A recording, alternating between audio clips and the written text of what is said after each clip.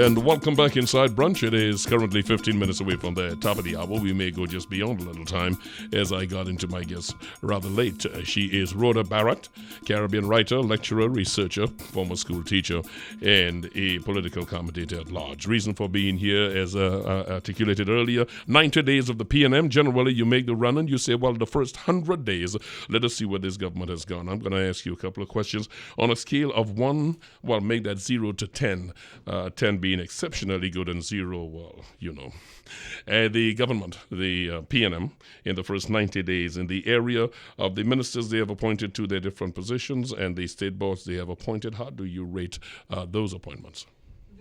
The granting of the ministries and the appointments. Okay, the ministries, I think I would give him a good solid 7. I'm, for the most part, happy with the ministerial appointments. The state board appointments, maybe I'll shift that down to like maybe 5 because there's some of the boards I'm happy with, and then but there are other boards that I don't know too much about, and there are people that I don't know too much about. What I've looked at really and truly would be the composition of the boards in terms of people's qualifications, because I don't believe that boards have to be balanced in terms of religion and ethnicity. And so I've looked at the qualifications and I thought, okay, all right, you've got legal counsel here, you've got accountants here, you've got people with qualifications in the field of interest. So okay, all right, good. I'm cool with that. I'm happy with that. So the boards, I will give that a 5 right now, and I'm giving it a 5 because we don't have all of the boards named, and so because we don't have all of the boards named, it's kind of hard for me to see how everything is going to be working together as a whole. But thus far, there are only 1 or 2 ministers that I've raised my eyebrows at and thought, oh God.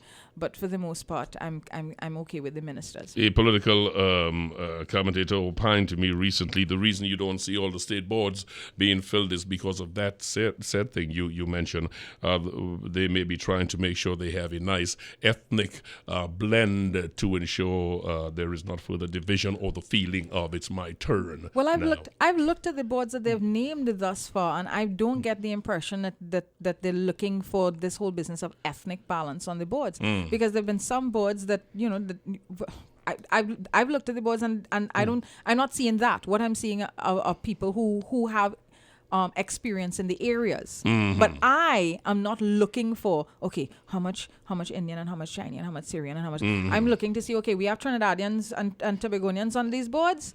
Good. And are they qualified? Good. And and that's where I stop. You already rated the ministers at a 7, so I shan't go back there. I will instead go as to the reaction by the government on the issue of school violence. And this is against the backdrop that the current Minister of Education is a former president of TUT. I'm giving their response to school violence a good solid 2. A 2? Yes, I'm giving it a good solid 2. I want to see a ministry and minister that is far more attuned to why children are feeling as disenfranchised as they are feeling.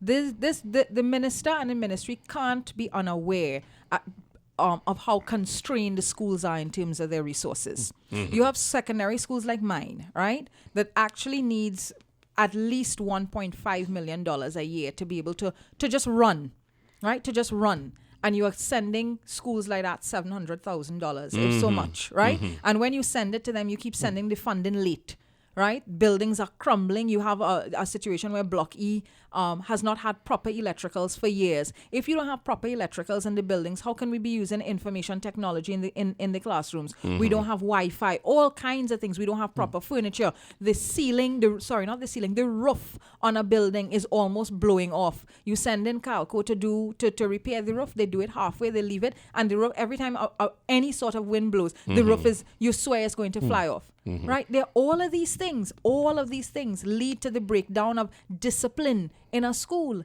and leave children feeling disenfranchised. I have been one who's been very weary of doing an analysis 100 days inside, but what I do subscribe to is within 90 days there should be an articulated position as to how you will respond to this, because the reason why folks would vote someone in place is because it is common knowledge what the problems are. So I would assume that if you're planning to take over governance, you would say these are the areas we need to get in there and articulate. Well, let me tell you. And I'm asking you if they have been articulated. Well, right, and I'm saying that they have not been articulated. I'm going to say why. We've had the budget debate thus far, right? Yes. And the budget debate allows you to, one, say this is how much money we need to run the country. And it also allows you, as each person stands up, to outline what is going to be our policy positions and what are some of the ways we're going to go about tackling the main issues that we see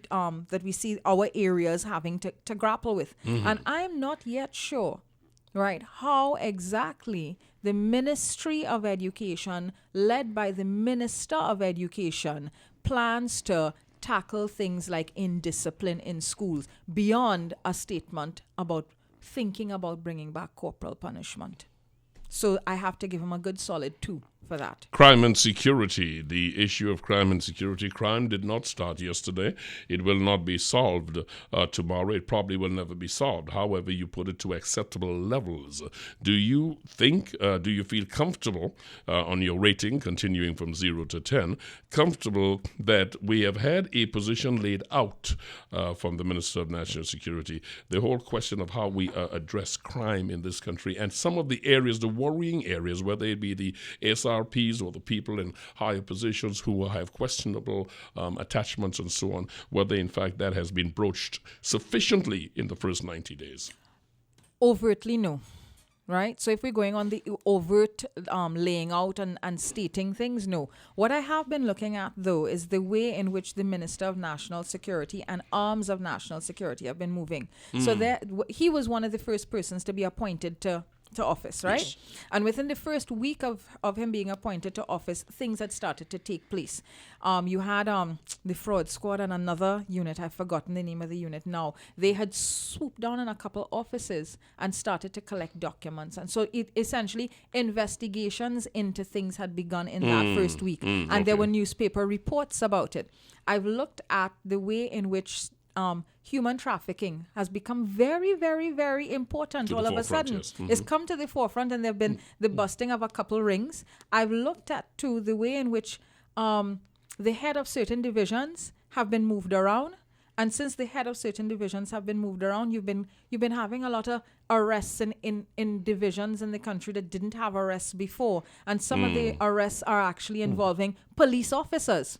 So there's a sense in which... It makes North Central and Central North, but go ahead, Yes, please. exactly. Yes. All of a sudden, Central Division, there have been arrests in Central Division and some very important arrests as well happening in Central Trinidad. So you're seeing... So it's almost as a wait. The crime in Central Trinidad just happened all of a sudden? Or was it there all of the time and nobody was saying anything about it? So the long and short of it is, while I think Major General Dillon could do far more in terms of articulating things, maybe it's a security reason that he's not articulating his policies. Which is reason sufficient. Which is reason sufficient. So based on the things that I've seen in the last couple months in terms of reports coming in via media of things that are happening in national security, I'm going to give him a 5. So Against the backdrop of the Prime Minister's silence is golden. It is 10 minutes away from 12 o'clock. My guest is the very articulate and no-holds-barred Rhoda Bharath, and we are talking about the performance after 90 days. After 90 days, health care and the Regional Health Authority Board. What is your take on this? Minister Dayal Singh has been one of the more articulate ministers in terms of coming out to say the things that he intends to get done or plans to get done.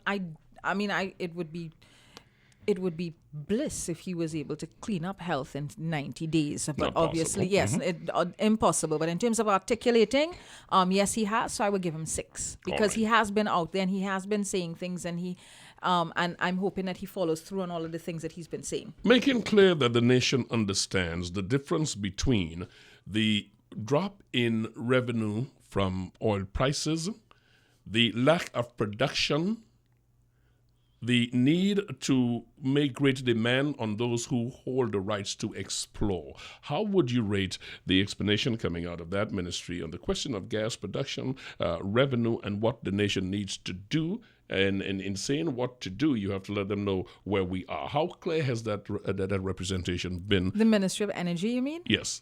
I think that the Minister of Finance has been doing the job of the Minister of Energy because he's been the person articulating that. Now, Ms. Oliveri, I'm not sure if it's Ms. or Mrs., so Minister Oliveri did that with her maiden speech in the budget debate. When she dealt with when she dealt with it, I mean, she got up and she delivered a very composed and articulate breakdown of what was going on with energy, and then after that was it. So it was just that one time.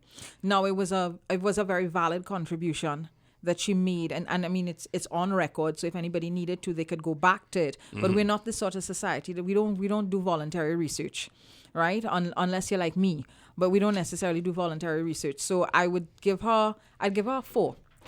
And let me explain why 4. The speech was a useful speech. It was an informative speech, but I think between then and now she needed to do a little bit more by way of perhaps shows like this, right? Whether it's Morning Edition or your show or whichever show, coming on and talking about it so that the population understands in real terms what is going on with our energy revenue and energy resources. And we here in the media, we understand that there's a lot of work to be done. We understand that you're busy, Mrs. Ministers, Mr. and Mrs. Minister. We understand that you're busy. However, surely some more time can be made to make it easier for us to get on to you. Did I just? Okay, yes, I did.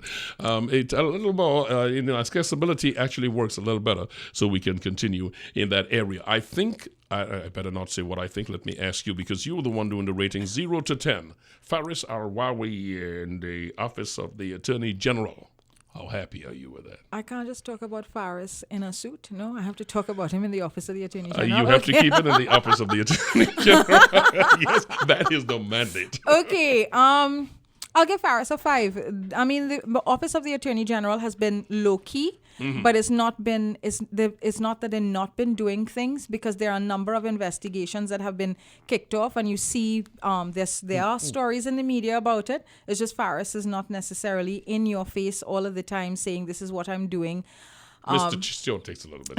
Yeah, and I mean, it's good that Stewart also, gets, to yeah, I'm glad you said that, because that makes the point generally about the Prime Minister. And I'm wrapping up this rating period here, just going straight to the head, because a lot of folks do not understand that you don't always have to be saying something to be doing something. No, you don't always have to be saying to be doing. And a lot of folks have either grown accustomed to the centralization of authority, or central area where all the information come out from. And this Prime Minister has said instead, I will hold back, and those who are appointed to their ministries, let them answer to the populace.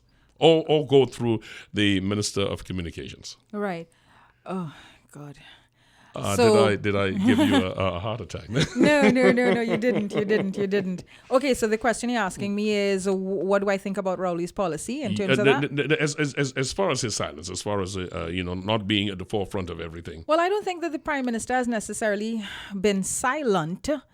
In that there are other people that are speaking on his behalf. And I think one of the persons that he's had speaking on his behalf very, very, very vocally and effectively is Minister Imber. Yes, and weirdly enough. And so I think that policy of actually kind of stepping back, delegating, what it does is it says something subversively, it says something very quietly about his actions as a leader, like how he's going to go about leadership. I think it is good that he's got the people who are in charge and responsible for portfolios out there doing things and speaking about it, because Clarence Rambarat has been very good. Yes. Right? Yes, Clarence will get a good high rating for what he's doing with agriculture right now.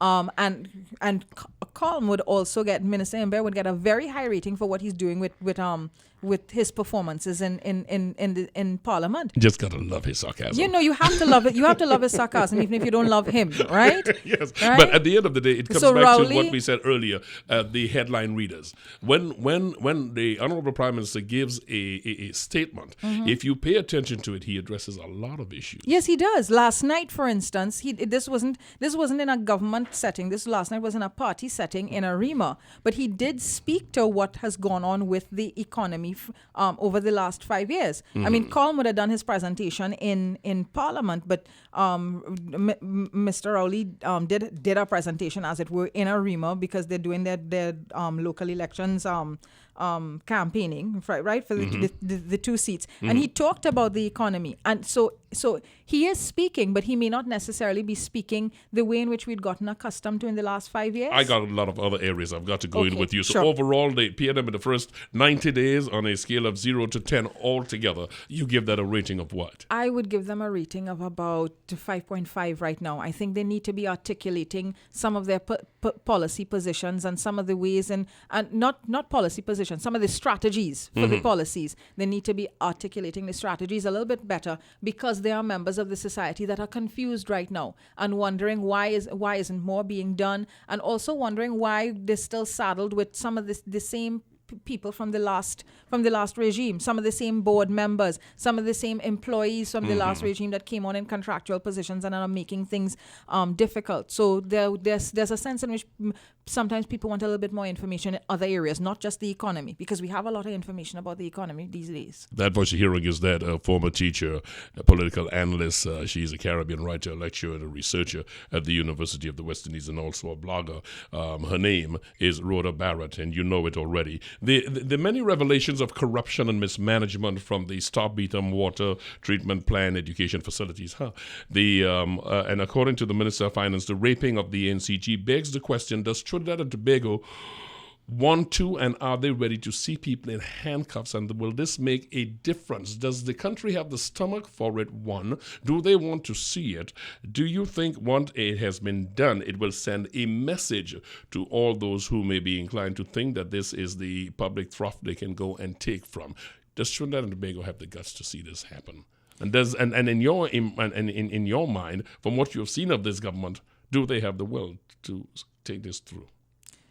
The country wants to see people be arrested, but I don't think that the country is ready for the process that is necessary. We'd like to have things happen overnight, and investigations don't happen overnight, right?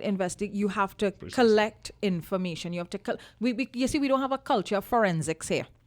Right? We don't see forensics in our normal everyday crime. So we tend to think that, lockup does happen overnight now because everybody's watched too much TV. Yeah, we watch too much television. So while I think we have the appetite I think we have the desire to see the lockups take place, we don't necessarily have the willpower to actually have it happen over a long sustained period. We don't have the patience for it.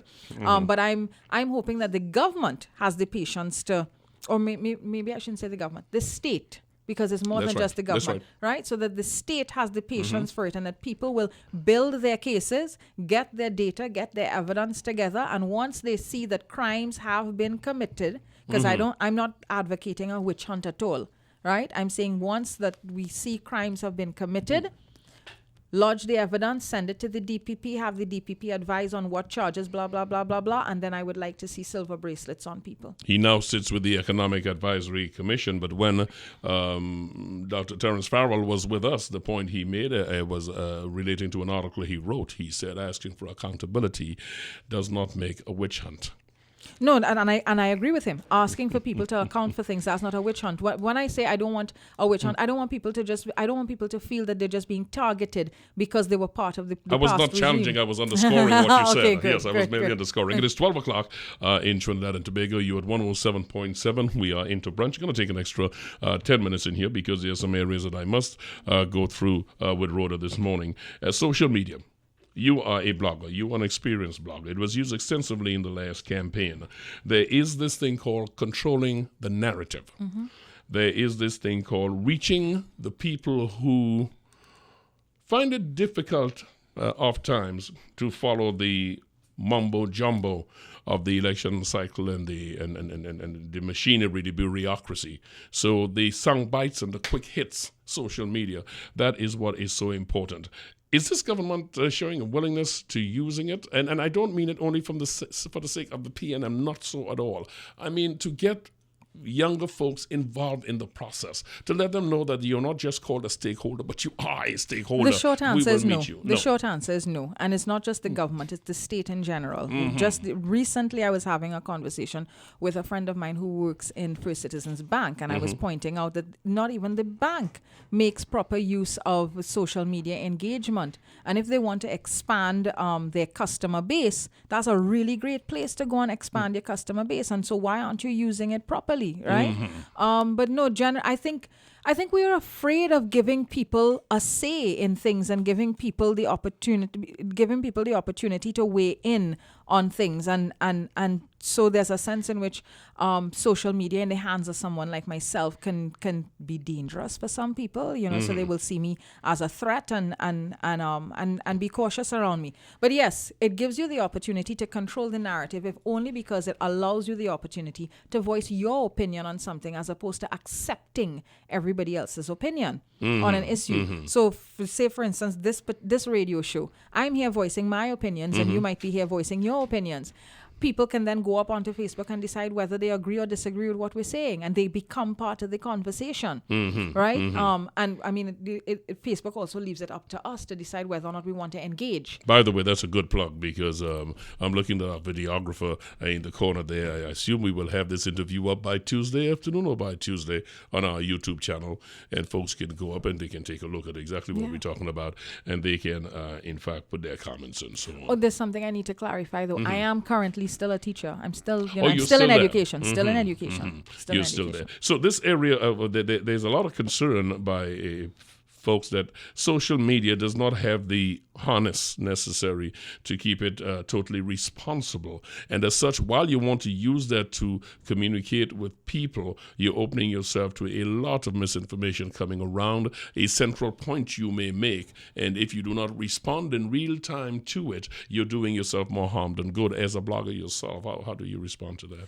It requires a lot of vigilance, yes. So there's a sense in which it can suck up a lot of time. And I mean, if you only have a certain amount of time to dedicate towards managing social media, managing your pages on a daily basis, things like that can get out of hand.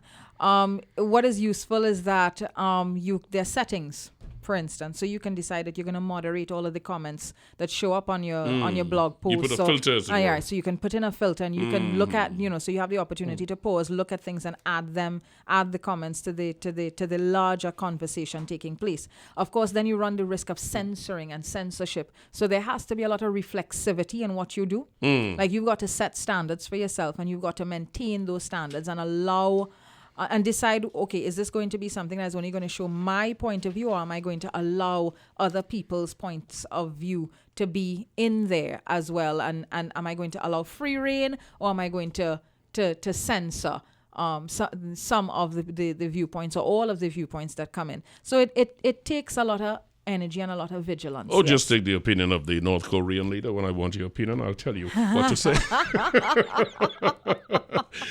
Rhoda, a lot of folks, in conclusion, a lot of younger folks, and when I say younger, I mean folks who are into the age of social media. I'm talking anything from 40 under.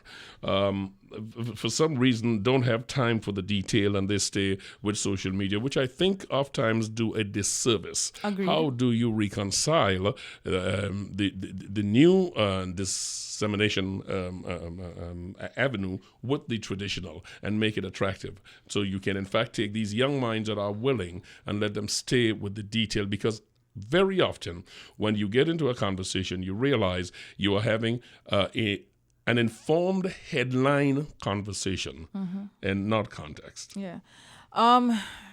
Again, it takes focus, it takes energy.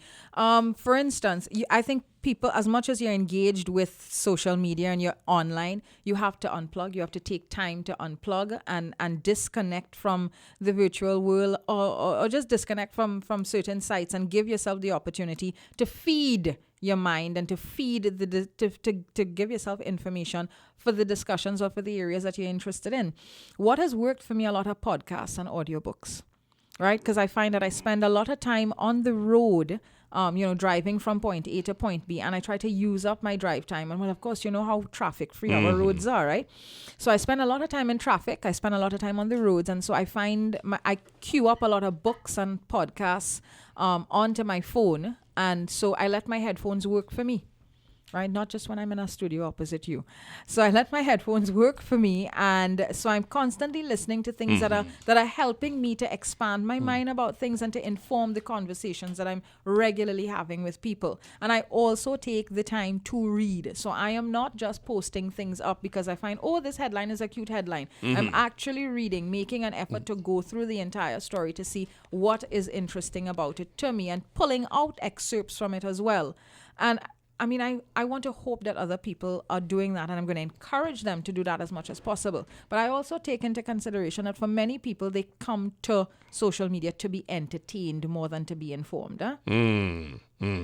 That is something that we truly have to look at. I think I heard about you for a long time, as long as I got here, and I had my fill plus of you in the last week because I think I went through everything that you've posted or blogged, just about most everything. Even the naughty pictures? So in the meantime, I don't post naughty pictures. I know that. Our listeners know that you're just playing. 7 minutes after 12 o'clock. Let me thank you, Rhoda Bharath, for taking the time to be here. Be not a stranger, because I won't be. Yes. Now that we've met, and Yes. I realize that there's a voice to go with the person, and a person to go with the voice. There is something else involved here somewhere. Yes. I look Thanks for forward making contact and for inviting me on the show. No, the privilege is mine, and I know that our listeners are all the better for having you here this morning. Thank you so much for taking the time to be with us. Thanks.